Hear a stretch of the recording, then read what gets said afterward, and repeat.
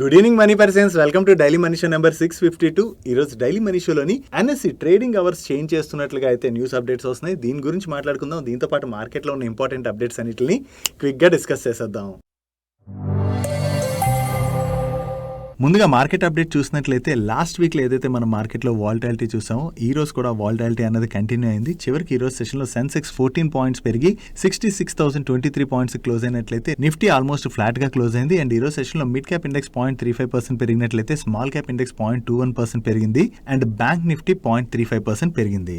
Next stock market trading timings related గా అయితే ఒక ఇంపార్టెంట్ న్యూస్ ఈ రోజు మార్నింగ్ నుంచి సర్క్యులేట్ అవుతుంది. యాక్చువల్లీ ఎన్ఎస్సి వాళ్ళు ట్రేడింగ్ అవర్స్ పెంచడానికి చూస్తున్నట్లుగా ప్రీవియస్ గా కూడా కామెంట్ చేయడం జరిగింది. అండ్ ఇప్పుడు దీని రిలేటెడ్ గా ఎన్ఎస్సి వాళ్ళు సెబీ అప్రూవల్ కోసం అని చెప్పి పేపర్స్ కూడా సబ్మిట్ చేసినట్లుగా వేరియస్ మీడియా ప్లాట్ఫామ్స్ అయితే రిపోర్ట్ చేస్తున్నాయి. జనరల్లీ మన stock market trading timing 9:15 to 3:30 వరకు ఉంటుంది కదా. అండ్ దీని అప్రూవల్ దొరికి ఒకవేళ స్టార్ట్ చేసినట్లయితే కొన్ని రోజుల తర్వాత ఈ టైమింగ్ ని ఈవెన్ నైట్ 11:30 వరకు కూడా ఎక్స్టెండ్ చేసేటువంటి ఆలోచనలో ఎన్ఎస్సి వాళ్ళు ఉన్నారని చెప్పి ఈ మీడియా ప్లాట్ఫామ్స్ రిపోర్ట్ చేస్తున్నాయి. ఈ ఎక్స్టెండెడ్ ట్రేడింగ్ అవర్స్ ఏవైతే ఉన్నాయో వీటిలోని ఈక్విటీ డెరివేటివ్స్ మాత్రమే ట్రేడ్ అవుతుంటాయి. ఇనిషియల్ గా అయితే వీళ్ళు ఇండెక్సెస్ లైక్ నిఫ్టీ, బ్యాంక్ నిఫ్టీలోని ఫ్యూచర్ అండ్ ఆప్షన్ ట్రేడింగ్ ని స్టార్ట్ చేయడానికి చూస్తున్నారని, అండ్ దాని తర్వాత మెల్లగా స్టాక్ డెరివేటివ్స్ కూడా స్టార్ట్ చేసేటువంటి అవకాశం ఉన్నట్లుగా మీడియా ప్లాట్ఫామ్స్ అయితే రిపోర్ట్ చేస్తున్నాయి. బట్ కాకపోతే expiry date and expiry timing లో మాత్రం ఎటువంటి చేంజెస్ ఉండవని చెప్పి వీళ్ళు మెన్షన్ చేయడం జరిగింది. ఈవెన్ ఈ రోజు సెషన్ లోని ఎన్ఎస్ యొక్క chief business officer economic times తో మాట్లాడుతూ సెబీ దగ్గర అప్రూవల్ కోసం అయితే వీళ్ళు వెయిట్ చేస్తున్నామని, అండ్ వన్స్ ఈ అప్రూవల్ వచ్చినట్లయితే ఫైనాన్షియల్ ఇయర్ 24 నుంచి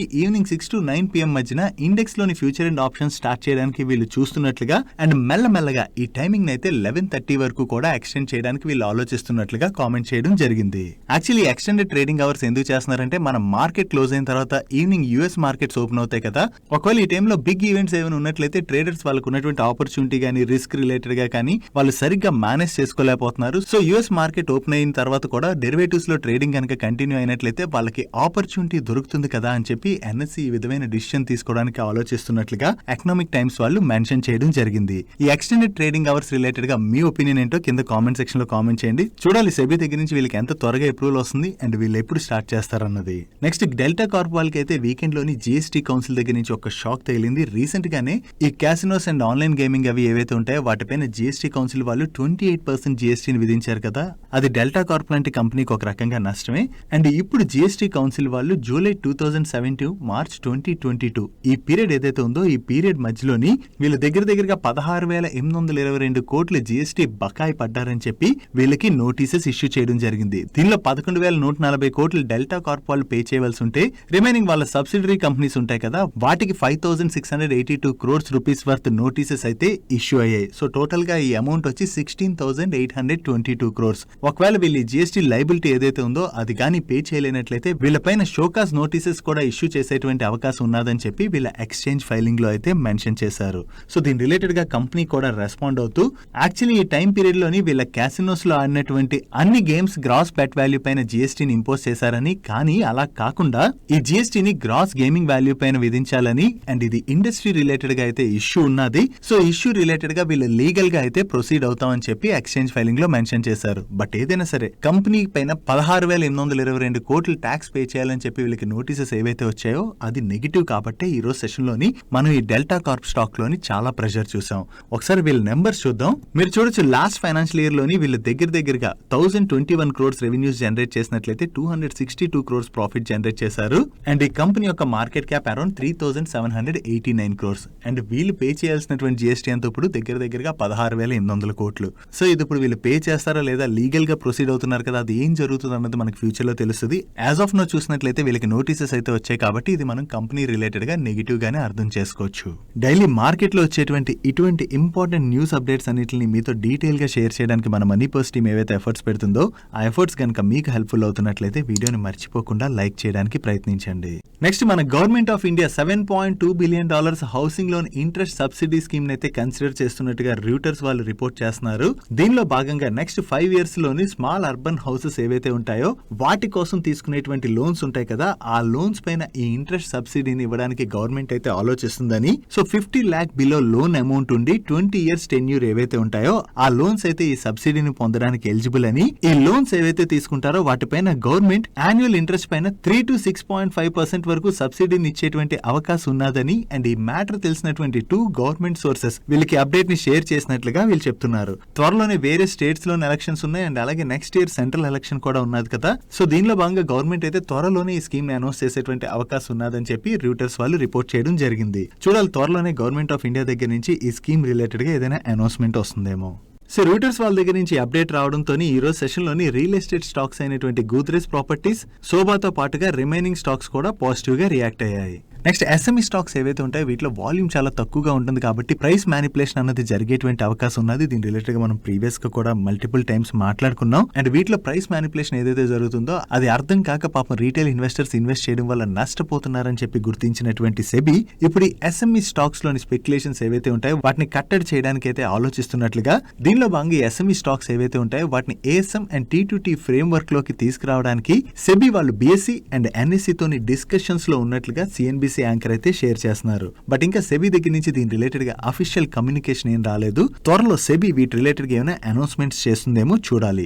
రీసెంట్ గా సెబీ అయితే రీటైల్ ఇన్వెస్టర్స్ ని ప్రొటెక్ట్ చేయడానికి వేరియస్ రూల్స్ అయితే తీసుకొస్తూ ఉన్నది. ఈ విధంగా తీసుకురావడం అన్నది ఒక రకంగా మనకి మంచిదే. నెక్స్ట్ IRCTC వాళ్ళ దగ్గర నుంచి ఒక అప్డేట్ వచ్చింది. IRCTC వాళ్ళ 24th foundation day and world tourism day సందర్భంగా IRCTC యాప్ ఆర్ వెబ్సైట్ లోని ఎవరైతే 25th to 27th September in between flight tickets ని బుక్ చేసుకుంటారో ఆ ఫ్లైట్ టికెట్స్ పైన 0 కన్వెన్స్ ఫీని చార్జ్ చేయబోతున్నట్టు అండ్ అంతేకాకుండా వీళ్ళు డిఫరెంట్ బ్యాంక్ యొక్క కార్డ్ ట్రాన్సాక్షన్స్ చేయడం ద్వారా అప్ టు 2000 రూపీస్ వరకు డిస్కౌంట్ కూడా పొందేటువంటి అవకాశం ఉన్నదని చెప్పి వీళ్ళు అప్డేట్ ని రిలీజ్ చేశారు. సో కస్టమర్స్ ఈ టికెట్స్ ని వాళ్ళ upcoming plan vacations and new year celebrations లో భాగంగా నెక్స్ట్ 100 days లోపు ఎవరైతే ట్రావెల్ చేస్తున్నారో వాళ్ళైతే ఈ ఆఫర్ ని పొందొచ్చు అని చెప్పి IRCTC వాళ్ళు ఈ అప్డేట్ రిలీజ్ చేయడం జరిగింది. IRCTC దగ్గర నుంచి ఇటువంటి ఆఫర్స్ తో అనౌన్స్మెంట్ వచ్చేసరికి ఈ రోజు సెషన్ లో IRCTC స్టాక్ లోని మనం పాజిటివ్ మూమెంటం చూసాం. నెక్స్ట్ రైల్వే PSU కంపెనీ అయినటువంటి ఇర్కాన్ ఇంటర్నేషనల్ వాళ్ళకి శ్రీలంక రైల్వే మినిస్టర్ దగ్గర నుంచి 2022 డిసెంబర్లోని ఒక కాంట్రాక్ట్ అయితే వచ్చింది. ఈ కాంట్రాక్ట్ యొక్క వాల్యూ 122 crores. దీని గురించి మనం ఇప్పుడు ఎందుకు మాట్లాడుకుంటున్నాం అంటే ఈ కాంట్రాక్ట్ రిలేటెడ్ గా అగ్రిమెంట్ ని వీళ్ళు ఈ వీకెండ్ లో సైన్ చేశారు. ఈ కాంట్రాక్ట్ లో భాగంగా వీళ్ళు శ్రీలంకలోని మాహో జంక్షన్ నుండి అనురాధాపుర వరకు టెలికమ్యూనికేషన్ సిస్టమ్ అయితే ఇన్స్టాల్ చేయబోతున్నారు. సో ఈ కాంట్రాక్ట్ రిలేటెడ్ గా వీళ్ళు ఇప్పుడు అగ్రిమెంట్ ని సైన్ చేశారు కాబట్టి ఇది కంపెనీ రిలేటెడ్ గా పాజిటివ్ ఆర్డర్ అయితే ముందుకు వెళ్ళబోతుంది. దాంతోనే ఈ రోజు సెషన్ లో మనం ఇర్కాన్ ఇంటర్నేషనల్ స్టాక్ లో పాజిటివ్ మూమెంటం చూసాం. నెక్స్ట్ షుగర్ కంపెనీ అయినటువంటి శ్రీ రేణుక షుగర్స్ వాళ్ళ బోర్డు త్వరలోనే మీట్ అయ్యి ఒక acquisition and fund rise related గా అనౌన్స్ చేస్తామని చెప్పి లాస్ట్ వీక్ లో చెప్పారు కదా. దీని రిలేటెడ్ గా వీకెండ్ లో అయితే వీళ్ళ బోర్డు మీట్ అయ్యి ఉత్తరప్రదేశ్ కి చెందినటువంటి అనామికా షుగర్ అనేటువంటి కంపెనీలో 100% స్టేక్ ని అయితే అక్వైర్ చేయడానికి అప్రూవ్ చేయడం జరిగింది. సో ఉత్తరప్రదేశ్ కి చెందినటువంటి ఈ కంపెనీని అక్వైర్ చేయడం ద్వారా ఈస్ట్ అండ్ నార్త్ ఇండియాలోని వీళ్ళ బిజినెస్ ని అయితే ఎక్స్పాండ్ చేసుకోబోతున్నట్లుగా వీళ్ళ మేనేజ్మెంట్ అయితే కామెంట్ చేస్తుంది. అండ్ ఎక్విజిషన్ తో పాటు వీళ్ళ బోర్డు NCDs ని ప్రైవేట్ ప్లేస్మెంట్ రూట్ లో ఇష్యూ చేయడం ద్వారా 285 crores ఫండ్ రైజ్ చేయడానికి కూడా అప్రూవ్ చేయడం జరిగింది. సో ఎక్విజిషన్ వల్ల వీళ్ళ బిజినెస్ అయితే ఎక్స్పాండ్ అవుతుంది కదా. ఇది కంపెనీ రిలేటెడ్ గా మనం పాజిటివ్ గా అర్థం చేసుకోవచ్చు. దాంతోనే ఈ రోజు సెషన్ లో శ్రీ రేణుక షుగర్ స్టాక్ లో మార్నింగ్ నుంచి పాజిటివ్ మూమెంటం చూసాం. నెక్స్ట్ లాస్ట్ వీక్ లోని వైట్ గూడ్స్ మ్యానుఫ్యాక్చర్ చేసేటువంటి బ్లూ స్టార్ వాళ్ళు QIP రూట్ లో 1000 crores ఫండ్ రైజ్ చేయబోతున్నట్టుగా డిస్కస్ చేసుకున్నాం కదా. యాక్చువల్లీ ఈ QIP లోని వీళ్ళు ఈచ్ షేర్ ని 785 రూపీస్ 55 పైసాకి ఇష్యూ చేస్తున్నట్టుగా అనౌన్స్ చేశారు. సో ఆల్మోస్ట్ ఆ టైంలో మార్కెట్ లో ట్రేడ్ అవుతున్నటువంటి ప్రైస్ కే వీళ్ళు QIP లో కూడా ఇష్యూ చేస్తున్నారని అప్డేట్ రావడంతో మనం స్టాక్ లో పాజిటివ్ మూమెంటం కూడా చూసాం. ఈ QIP క్లోజ్ అయిపోవడంతో వీళ్ళు షేర్స్ అయితే ఇష్యూ చేయడం జరిగింది. వీళ్ళు ఫ్లోర్ ప్రైస్ 785 రూపీస్ గా ఫిక్స్ చేశారు కదా. కాకపోతే వీళ్ళు QIP లో ఈచ్ షేర్ ని 770 రూపీస్ కి అయితే ఇష్యూ చేయడం జరిగింది. అండ్ ఈ QIP లోని SBI large and mid cap fund వాళ్ళతో పాటుగా Nortje bank, Abu Dhabi investment authority and HDFC లాంటి కంపెనీస్ అయితే పార్టిసిపేట్ చేశాయి. సో ఈ QIP కి మార్కెట్ లో మంచి రెస్పాన్స్ రావడంతోనే ఈ రోజు సెషన్ లో కూడా మనం స్టాక్ లోని పాజిటివ్ మూమెంటం చూసాం. Next animal health care products ని మ్యానుఫ్యాక్చర్ చేసేటువంటి సీక్వెంట్ సైంటిఫిక్ వాళ్ళకి ఆంధ్రప్రదేశ్ విశాఖపట్నంలో ఉన్న మ్యానుఫ్యాక్చరింగ్ యూనిట్ లోని US FDA వాళ్ళు ఈ సెప్టెంబర్ 18th నుంచి 22nd మధ్యన ఇన్స్పెక్షన్ అయితే కండక్ట్ చేశారు. ఈ ఇన్స్పెక్షన్ అయితే ఇప్పుడు ముగియడంతో US FDA వాళ్ళు వీళ్ళ మ్యానుఫ్యాక్చరింగ్ ప్లాంట్ కి ఫార్మ్ 483 తోని 1 అబ్జర్వేషన్ ఇష్యూ చేయడం జరిగింది. ఈ అబ్జర్వేషన్ కూడా ప్రొసీజరల్ నేచర్ ఉన్నటువంటి అబ్జర్వేషన్ అని దీని రిలేటెడ్ గా వీళ్ళు US FDA కి స్టిపులేటెడ్ టైమ్ లైన్ లోనే రెస్పాండ్ అవుతామని చెప్పి షేర్ చేయడం జరిగింది. సో వీళ్ళ ప్లాంట్ రిలేటెడ్ గా US FDA దగ్గర నుంచి పెద్దగా అబ్జర్వేషన్స్ రాలేదు కాబట్టి ఇది కంపెనీ రిలేటెడ్ గా పాజిటివ్. కాకపోతే ఏంటంటే వీళ్ళ నెంబర్స్ కంటిన్యూ కంటిన్యూస్ గా ఇంపాక్ట్ అవుతుండడం వల్ల ఈ స్టాక్ లో అయితే మ్యాసివ్ ప్రెషర్ అయితే చూస్తూ వస్తున్నాం. చూడాలి ఈ క్వార్టర్ లో వీళ్ళ నెంబర్స్ లో ఏమైనా ఇంప్రూవ్మెంట్ కనపడుతుందా లేదా అన్నది. నెక్స్ట్ కర్ణాటక బ్యాంక్ వాళ్ళు రీసెంట్ గానే మల్టిపుల్ ట్రంచెస్ లోని 1500 crores వరకు ఫండ్ రైజ్ చేస్తామని అనౌన్స్ చేశారు. దీనిలో భాగంగా వీళ్ళు క్యూఐపీ రూట్ లోని 800 crores ఫండ్ రైజ్ చేయడం జరిగింది. ఈ క్యూఐపీ లోని Bajaj Allianz, Bharti Axa and Quant Mutual Fund లాంటి కంపెనీస్ కి ఈచ్ షేర్ 239 రూపీస్ 55 పైసా చొప్పున వీళ్ళు ఇష్యూ చేయడం జరిగింది. యాక్చువల్లీ మార్కెట్ లో ట్రేడ్ అవుతున్నటువంటి ప్రైస్ కి దగ్గరలోనే వీళ్ళు క్యూఐపీ రూట్ లోని షేర్స్ ని ఇష్యూ చేయడంతో ఈ రోజు సెషన్ లో మనం కర్ణాటక బ్యాంక్ స్టాక్ లోని పాజిటివ్ మూమెంటం చూసాం. నెక్స్ట్ స్ట్రైడ్స్ ఫార్మా వాళ్ళ సింగపూర్ బేస్డ్ సబ్సిడరీ కంపెనీ అయినటువంటి Strides Pharma Global PT Limited వాళ్ళకి యుఎస్ ఎఫ్డిఏ దగ్గర నుంచి ఇకోస్ప్రింట్ ఇథైల్ క్యాప్సూల్స్ కి అప్రూవల్ రావడం జరిగింది. అండ్ ఈ టాబ్లెట్స్ ని హార్ట్ రిలేటెడ్ డిసీజెస్ ట్రీట్మెంట్ లో భాగంగా యూజ్ చేస్తూ ఉంటారు. అండ్ యుఎస్ లో వీటి యొక్క market size per year $1.3 billion. So ఈ టాబ్లెట్స్ కి యుఎస్ లోని ఇంత మార్కెట్ సైజ్ ఉండడం అండ్ అలాగే ఈ టాబ్లెట్స్ రిలేటెడ్ గా వీళ్ళకి అప్రూవల్ రావడంతోనే ఈ రోజు సెషన్ లో మనం స్టాక్ లోని పాజిటివ్ మూమెంటం చూసాం. అండ్ అలాగే స్ట్రైడ్స్ ఫార్మా వాళ్ళ దగ్గర నుంచి మార్కెట్ ఎప్పటి నుంచో వెయిట్ చేస్తున్నటువంటి ఒక ఇంపార్టెంట్ అనౌన్స్మెంట్ ఈ రోజు మార్కెట్ క్లోజ్ అయ్యే ముందు వచ్చింది.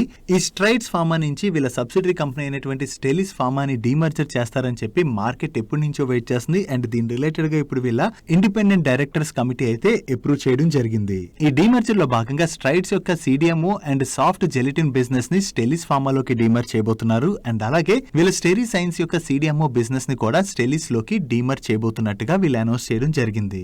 ఈ డీమర్జర్ యొక్క రేషనల్స్ మనం చూసినట్లయితే బోత్ స్ట్రైడ్స్ యొక్క సిడిఎంఓ బిజినెస్ ని అండ్ అలాగే స్టెరీ సైన్స్ యొక్క సిడిఎంఓ బిజినెస్ ని స్టెలిస్ లోకి వీళ్ళు డీమర్ చేయబోతున్నారు. కాబట్టి ఈ న్యూ ప్లాట్ఫామ్ ఏదైతే ఉందో ఇది platform technology, speciality injectables, complex generics, biosimilars and biologics లోని డెవలప్మెంట్ అండ్ మ్యానుఫ్యాక్చరింగ్ సర్వీసెస్ ని ఆఫర్ చేస్తుంది. కాబట్టి ఈ బిజినెస్ ని వీళ్ళు స్ట్రాంగ్ గా గ్రో చేయొచ్చని అండ్ అంతేకాకుండా ఈ బిజినెస్ పైన వీళ్ళు స్ట్రాంగ్ గా ఫోకస్ చేసి బిజినెస్ ని కూడా బాగా డెవలప్ చేయొచ్చని, దీనివల్ల షేర్ హోల్డర్స్ కి లాంగ్ టర్మ్ లో వాల్యూ కూడా బాగా ఇంక్రీజ్ అవుతుందని చెప్పి వీళ్ళు షేర్ చేయడం జరిగింది. మార్కెట్ ఎక్స్పెక్ట్ చేస్తున్నటువంటి డీమర్జర్ రిలేటెడ్ అనౌన్స్మెంట్ వీళ్ళ దగ్గర నుంచి వచ్చేసరికి స్టాక్ లో మనకి చాలా పాజిటివ్ మూమెంటం కనపడింది. అండ్ ఈ స్ట్రైడ్స్ ఫార్మా డీమర్జర్ రిలేటెడ్ గా వీళ్ళు ఇన్వెస్టర్ ప్రెజెంటేషన్ కూడా రిలీజ్ చేయడం జరిగింది. ఒకవేళ మీరు ఈ డీమర్జర్ రిలేటెడ్ గా ఇంట్రెస్టెడ్ గా ఉన్నట్లయితే ఒకసారి ప్రెజెంటేషన్ చూడండి, మీకు మరికొన్ని డీటెయిల్స్ అయితే దొరుకుతాయి. నెక్స్ట్ శ్యామ్ మెటాలిక్స్ వాళ్ళ దగ్గర నుంచి ఒక ఇంట్రెస్టింగ్ అప్డేట్ వచ్చింది. వీళ్ళు ఎనర్జీ స్టోరేజ్ సెక్టర్ లోకి అయితే ఎంటర్ అవబోతున్నట్టుగా అనౌన్స్ చేశారు. దీనిలో భాగంగా లిథియం అయాన్ సెల్స్ లోని క్రిటికల్ కాంపోనెంట్ అయినటువంటి బ్యాటరీ గ్రేడ్ అల్యూమినియం ఫాయిల్ అయితే వీళ్ళు మ్యానుఫ్యాక్చర్ చేయబోతున్నారు. వీళ్ళ కస్టమైజ్డ్ అల్యూమినియం ఫాయిల్ ఏదైతే ఉందో దీని యొక్క thickness 12 microns to 20 microns in between ఉంటుందని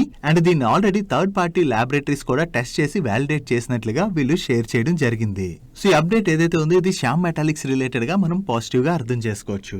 నెక్స్ట్ వీకెండ్ లో బజాజ్ ఫైనాన్స్ వాళ్ళ దగ్గర నుంచి ఒక అప్డేట్ వచ్చింది. వీళ్ళ బోర్డు అక్టోబర్ 5th రోజున మీట్ అయ్యి ప్రిఫరెన్షియల్ ఇష్యూ ద్వారా గానీ లేదా క్యూఐపీ రూట్ లో గానీ వేరియస్ మెథడ్స్ ని యూజ్ చేయడం ద్వారా ఫండ్ రైజ్ ప్రపోజల్ అయితే కన్సిడర్ చేయబోతున్నట్టుగా అనౌన్స్ చేశారు. వీళ్ళ దగ్గర నుంచి ఫండ్ రైజ్ రిలేటెడ్ అప్డేట్ వచ్చిన తర్వాత వేరియస్ రేటింగ్ ఏజెన్సీస్ అయితే దీని వల్ల బజాజ్ ఫైనాన్స్ వాళ్ళ లాంగ్ టర్మ్ గ్రోత్ కి ఈ క్యాపిటల్ రైజ్ చేయడం అనేది వీళ్ళకి బాగా హెల్ప్ఫుల్ అవుతుందని చెప్పి వీళ్ళ మేనేజ్మెంట్ భావిస్తుందని, దీనిలో భాగంగానే ఈ క్యాపిటల్ రైజ్ అయితే బజాజ్ ఫైనాన్స్ వాళ్ళు ఇప్పుడు చేయబోతున్నట్లుగా మెన్షన్ చేస్తూ బజాజ్ ఫైనాన్స్ స్టాక్ కి బై రేటింగ్ ఇవ్వడం జరిగింది. దీంతోనే ఈ రోజు సెషన్ లో మనకి బజాజ్ ఫైనాన్స్ స్టాక్ లోని ఇంత పాజిటివ్ మూమెంటం చూసాం. నెక్స్ట్ రిలయన్స్ ఇండస్ట్రీస్ యొక్క సబ్సిడరీ కంపెనీ అయినటువంటి రిలయన్స్ రీటైల్ వెంచర్స్ లిమిటెడ్ లోని కేకేఆర్ వాళ్ళు ఇన్వెస్ట్ చేయబోతున్నట్లుగా మనం రీసెంట్ గా డిస్కస్ చేసుకున్నాం కదా.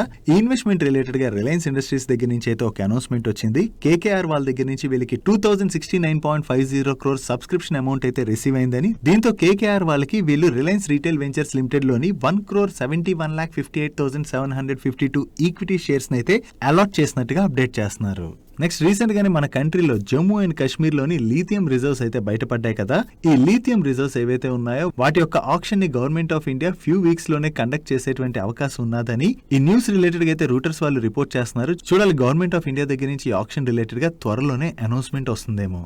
నెక్స్ట్ ఈ రోజు సెషన్ లో ఎంసీఎక్స్ స్టాక్ 6% పైన పెరిగింది కదా. దీనికి రీజన్ ఏంటంటే ఈ ఎంసీఎక్స్ వాళ్ళు న్యూ ట్రేడింగ్ ప్లాట్ఫామ్ అయితే తీసుకురావడానికి చాలా రోజుల నుంచి ప్రయత్నిస్తున్నారు. కాకపోతే ఈ ప్లాట్ఫామ్ రిలేటెడ్ గా వర్క్ అయితే కొంచెం డిలే అవుతూ వచ్చింది. సో ఈ ప్లాట్ఫామ్ రిలేటెడ్ వర్క్ డిలే అవడంతో ఎగ్జిస్టింగ్ ప్లాట్ఫామ్ సర్వీసెస్ ఆఫర్ చేసేటువంటి కంపెనీకి వీళ్ళు ఎక్స్ట్రాగా అమౌంట్ పే చేయవలసి వచ్చేది. అండ్ రీసెంట్ గానే ఈ న్యూ టెక్ ప్లాట్ఫామ్ రిలేటెడ్ గా అయితే వీళ్ళు కొన్ని టెస్టులు కూడా సక్సెస్ఫుల్లీ కండక్ట్ చేసినట్లుగా అప్డేట్స్ అయితే వచ్చాయి. సో ఇప్పుడు ఎంసీఎక్స్ వాళ్ళు ఈ అక్టోబర్ 1st నుంచి వీళ్ళ న్యూ టెక్ ప్లాట్ఫామ్ అయితే లైవ్ చేయబోతున్నట్లుగా సిఎన్బిసి ఐసిఐసి వాళ్ళు రిపోర్ట్ చేస్తున్నారు. సో ఈ ప్లాట్ఫామ్ ని కనుక వీళ్ళు త్వరగా లైవ్ చేసినట్లయితే ఎగ్జిస్టింగ్ ప్లాట్ఫామ్ ప్రొవైడర్ ఎవరైతే ఉంటారో వాళ్ళకి అడిషనల్ గా వీళ్ళు అమౌంట్ ని పే చేయవలసినటువంటి అవసరం ఉండదు. కాబట్టి ఇది ఎంసీఎక్స్ రిలేటెడ్ గా పాజిటివ్. దీంతోనే ఈ రోజు సెషన్ లో మనం ఎంసీఎక్స్ స్టాక్ లోని పాజిటివ్ మూమెంటం చూసాం. నెక్స్ట్ రెలిగేర్ ఎంటర్ప్రైజెస్ లోని ఈ రోజు డాబర్ ప్రమోటర్స్ అయినటువంటి బుర్మన్ ఫ్యామిలీ వాళ్ళందరూ కలిపి అప్రాక్సిమేట్లీ 5.27% స్టేక్ నైతే అక్వైర్ చేయబోతున్నట్టుగా అనౌన్స్ చేశారు. ఈ ఎక్విజిషన్ తోని రెలిగేర్ లోని వీళ్ళ షేర్ హోల్డింగ్ 26.81% కి పెరగబోతుంది. సో ఈ కంపెనీలోని 5% అడిషనల్ స్టేక్ కొనడం ద్వారా వీళ్ళ స్టేక్ 26% కన్నా పెరిగింది కదా. So as per SEBI guide lines 26% open offer అయితే ట్రిగర్ అయింది. ఈ ఓపెన్ ఆఫర్ లోని వీళ్ళు ఈచ్ షేర్ ని 235 రూపీస్ చొప్పున పబ్లిక్ షేర్ హోల్డర్స్ దగ్గర నుంచి అక్వైర్ చేయబోతున్నట్టుగా అనౌన్స్ చేశారు. సో ఫ్రైడే రోజు మార్కెట్ లో క్లోజింగ్ ప్రైస్ కన్నా కూడా ఈ ఓపెన్ ఆఫర్ ప్రైస్ ని వీళ్ళు తక్కువకి అనౌన్స్ చేశారంటే ఎడిషనల్ గా వీళ్ళకి స్టేక్ ని అక్వైర్ చేసేటువంటి ఇంట్రెస్ట్ లేదనుకుంటా. సో ఓపెన్ ఆఫర్ రిలేటెడ్ గా ఈ రోజు అనౌన్స్మెంట్ వచ్చిన తర్వాత ఈ రోజు సెషన్ లోని రెలిగేర్ ఎంటర్ప్రైజెస్ స్టాక్ 6% పైనే కరెక్ట్ అయింది. నెక్స్ట్ హెల్త్ ఇన్సూరెన్స్ ఎవరి దగ్గర ఉందో వాళ్ళకైతే ఒక గుడ్ న్యూస్ త్వరలోనే వచ్చేటువంటి అవకాశం ఉన్నది. యాక్చువల్లీ మనం హెల్త్ ఇన్సూరెన్స్ తీసుకున్న తర్వాత కూడా కొన్ని సందర్భాల్లో మన నెట్వర్క్ హాస్పిటల్స్ కి వెళ్ళినా కూడా హెల్త్ ఇన్సూరెన్స్ కాకుండా ముందు హాస్పిటల్లో పేమెంట్ చేసి తర్వాత ఇన్సూరెన్స్ క్లెయిమ్ చేయవలసి వస్తుంటది కదా. దీనివల్ల యాక్చువల్లీ చాలా పెద్ద తలనొప్పి. ఎందుకంటే హెల్త్ ఇన్సూరెన్స్ తీసుకునేదే అసలు హెల్త్ ఎమర్జెన్సీ వచ్చినప్పుడు మనకు ఉపయోగపడుతుందని. కానీ ఇలాగ ముందు డబ్బులు పే చేయాలంటే ఆ టైంలో మన దగ్గర డబ్బులు ఉండాలి కదా. ఒకవేళ డబ్బులు లేనట్లయితే ఇబ్బంది కూడా పడుతుంటాం. సో ఇది గమనించినటువంటి ఐఆర్డిఏ వాళ్ళు దీని రిలేటెడ్ గా ఒక కమిటీ అయితే నియమించారు. ఈ కమిటీ యొక్క వర్క్ ఏంటంటే హాస్పిటల్ ఎంపానల్మెంట్ చేసుకుంటాయి కదా ఇన్సూరెన్స్ కంపెనీస్, వీటన్నిటికీ కూడా కామన్ ఎంపానల్మెంట్ ప్రాసెస్ తీసుకురావడానికి ఆలోచిస్తుంది. దీనిలో మెయిన్ ఏంటంటే హాస్పిటల్స్ లోని హెల్త్ ఇన్సూరెన్స్ సబ్మిట్ చేసినట్లయితే 100% క్యాష్లెస్ ట్రీట్మెంట్ ఇవ్వాలని చెప్పి వీళ్ళు రూల్ అయితే తీసుకురాబోతున్నారు. ప్రెసెంట్ మనం చూసినట్లయితే 49% హాస్పిటల్స్ లో మాత్రం ఈ క్యాష్లెస్ ట్రీట్మెంట్ అవైలబుల్ లో ఉన్నదని. కానీ త్వరలోని ఈ కొత్త రూల్ తీసుకొచ్చినట్లయితే మోస్ట్ ఆఫ్ ది హాస్పిటల్స్ లోని క్యాష్లెస్ ట్రీట్మెంట్ ఉండేటువంటి అవకాశం ఉన్నదని షేర్ చేస్తున్నారు. సీరియస్లీ ఐఆర్డిఏ వాళ్ళు దీని రిలేటెడ్ గా వర్క్ చేసి ఒకవేళ ఇది ఇంప్లిమెంట్ చేసినట్లయితే మాత్రం హెల్త్ ఇన్సూరెన్స్ ఉన్న ప్రతి ఒక్కరికి కూడా ఇది చాలా బెనిఫిట్ కానున్నది. That's it for today's daily మనిషి. ఈ రోజు డైలీ మనిషిలో మేము షేర్ చేసిన ఇన్ఫర్మేషన్ మీకు నచ్చినట్లయితే వీడియోని లైక్ చేయండి. అండ్ ఈ video me friends and family members helpful అవుతుంటే ఈ వీడియోని వాళ్ళకి షేర్ చేయండి. అండ్ మీరే ఫస్ట్ టైం మన మనీ పర్ ఛానల్కి వచ్చి ఛానల్ ఇంకా సబ్స్క్రైబ్ చేయనట్లయితే ఇక్కడ ఉన్న ఛానల్ లోగో మీద క్లిక్ చేసి ఛానల్ సబ్స్క్రైబ్ చేస్తూ పక్కన బెల్ ఐకాన్లో ఆల్ నోటిఫికేషన్స్ యాక్టివేట్ చేసుకోండి. నేను చంద్రశేఖర్ పత్రి మరొక ఇంట్రెస్టింగ్ వీడియోతో కలుద్దాం. Good night.